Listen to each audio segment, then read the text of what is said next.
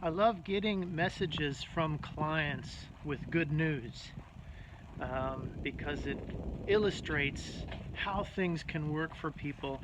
And I've got a couple of good news messages today from a couple of clients. So the most recent one was from someone in Wellington who's working for the ACC. This is the Accident and Injury Government Agency.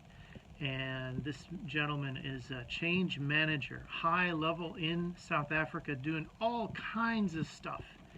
And so he's working and he's got a visa for his children coming over. He got the job during COVID, and there was a period of time during COVID, it still exists. If you're here now as a foreigner with skills, you're going to find work a lot easier than before when there was competition. There's no competition now from foreigners, hardly at all. There's no one here looking for work. The skilled people are working. The demand is high.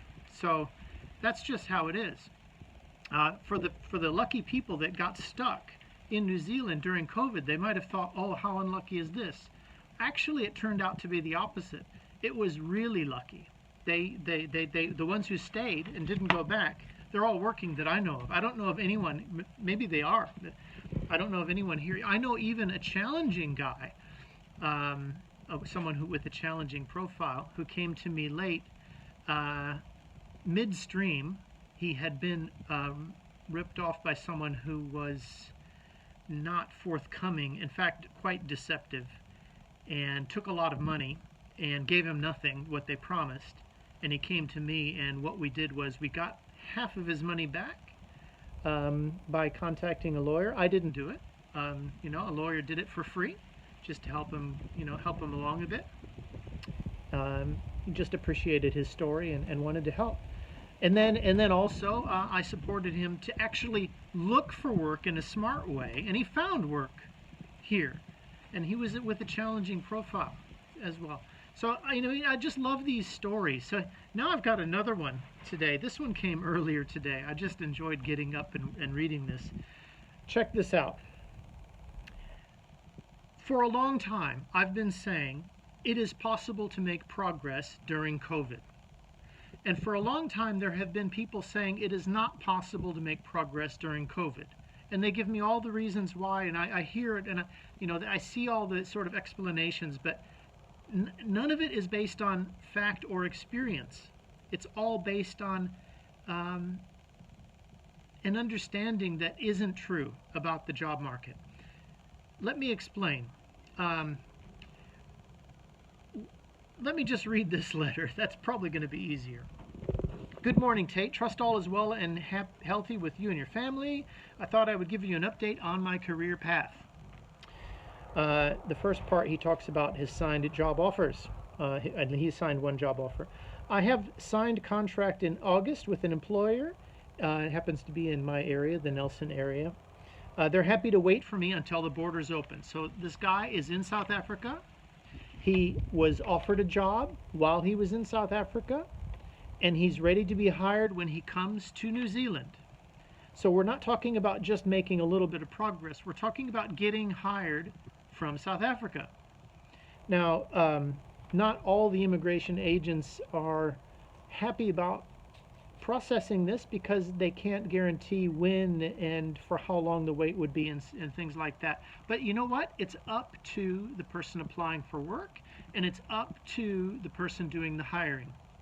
As long as there's no deception, I see nothing wrong with offering the opportunity. In fact, I want to make something very clear. I did not set up shop for people to come and get work during COVID. That is not the reason what I did. What I've done is I've offered a channel to get high levels of responses from employers, 80% responses from employers, personalized responses to your application if we do it in the right way. And that's what I've delivered to everyone. Everyone who went through my process gets that. I don't take people on unless they have the potential to get that with their profile. So that's all I was about during COVID. I wasn't offering during COVID that let's get you hired during COVID. I wasn't doing that. Okay, so just want to be clear about that. However, 6 job offers have been forthcoming during COVID to clients of mine. 6. So obviously, everyone is successful in getting a high response rate, or I don't take them. I mean, I know in advance that they'll be successful. And 6 of them got job offers. Now, that's amazing, isn't it? Here's the next level. So people are saying can't do anything. You can do a lot. Okay, here's the next level. Hired in Australia. Check this out. This is part of the system that I was helping this gentleman with. Very talented tradesman. Very talented. Done a lot of stuff. He can talk. Can walk his talk and can do amazing things in his trade. He came across a wonderful work opportunity with a company in Perth, Australia. He had to write 3 tests, pleased with results. He had an interview with the board. They signed him up. He has an Australian telephone number. He's in contact with 4 guys in management, plus a technical team on sites, various sites. They have service agreements. So he's receiving reports from the technical team, and he's coordinating with clients. And I guess it has to do with processing the contracts according to the system that the company wants done. It's administration type work, but it's very closely related to his trade and the client demand side, and understanding what the promises are and what the deliverables are and the timelines and what all this stuff, all this stuff that takes some intelligence, some experience, and basically it's a high level decision maker that they need. It doesn't need to be on site. They're saying, hey, we'll put you to work right now. Of course, being on site is important, at some point. But there's such a lack of skill. Like, we want to use you now. This is the pressure. The demand is so high. If they see a good person, all right. Here's what I've been saying. The demand is high in New Zealand and Australia. We know that. The skills are high in a lot of countries, including South Africa. We know that. I have an ability to see the skill set that you have and communicate it in such a way that employers on this side, in Australia and New Zealand, understand what the skill set is. I've done that repeatedly, hundreds of times. In fact, 5,000 jobs I've found for people either directly or indirectly in the last 12 years. More than that. Not all of it has been foreigners, and not all of it has been directly through me. Sometimes it's been through my branch in my former job. Now I'm doing this full time. I talk with employers every day. So this is just facts. So when people come and tell me what's not possible and they've never done it before, I have to kindly correct them. And here's more proof today. Just came in, made me very happy. And I want other people to know, look, if you've got skills, I will accept you as a client. And if you have desire, you will have responses from employers, responses that are personalized to you. And if your profile is good, which I won't accept it if it's not, right? I mean, we're going to have a conversation about this. If your profile has demand, good is the wrong word. If your profile has demand in New Zealand, you're going to get responses, and you're going to have meetings scheduled from some of those responses. That means when you come to New Zealand, you're going to have a schedule of meetings to make. That means you're coming with a list. You're coming with a schedule. You're coming with a plan. Right now, from that, what I didn't expect that there would be a good a rate of hiring, which is 6 so far. 6 from how many? Dozens.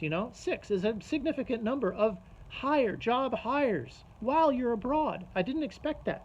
Now, here's the next level. I certainly didn't expect that someone would hire someone sitting abroad to work, making Australian or New Zealand dollars, sitting in their home and coordinating things in advance of coming to this side and working. That's fantastic. This is really great. I'm very excited about this, and I want to impress on people that there's a reason why this works. The skill set is high on your side. The demand is high on this side. There's a way to communicate it so that both sides are connecting, and through time, the market speaks. The market decides what to do. It's not up to me. It's not up to an immigration agent. It's up to 2 people. It's up to the person looking for work to accept or reject, and it's up to the person offering, the employer, to decide if it's time now to offer something, or if it's time to schedule something later, or whatever it is they want to do. It's two decision makers. And the rest of us are just agents and support people. I'm a proud supporter of talented people that live abroad and struggle to get over here and make a new life. If they have skills, I want to help you build a new life. That's what I'm all about. And this is happening. And I really enjoy my work that I do. I enjoy every day of what it is that I do. I was a foreigner myself. I still, in a way am, because you never are local when you come, in the middle of your life. But I feel as local as anyone else. It's a nice society to be in. My children are happy. They speak with a Kiwi accent. I don't. I never will, but that's fine. This is a great place to set up, I'm sure, because I see it every day. And this has demand for people like you. If you are interested to come over to New Zealand, if you've got skills, engineering, trades, teaching, if you've got high-level skills and you're performing at a decent level, that means, 10 years passionately plus. You're performing on a decent level. It doesn't have to be 10 years, just a benchmark. Some people come over a lot fresher than that. The point is, I will review your profile, and together with you, we'll talk through the process. And if you agree, we'll join as a team and find your way in here that suits your goals and what your timeline is and that sort of stuff. So, yeah, good news, and, take care, everyone. It's really good to talk to you today with this good news, and I'm glad you could listen for such a long time. It's 12 minutes. It's a long time in the social media world. Take care, everyone. Bye-bye.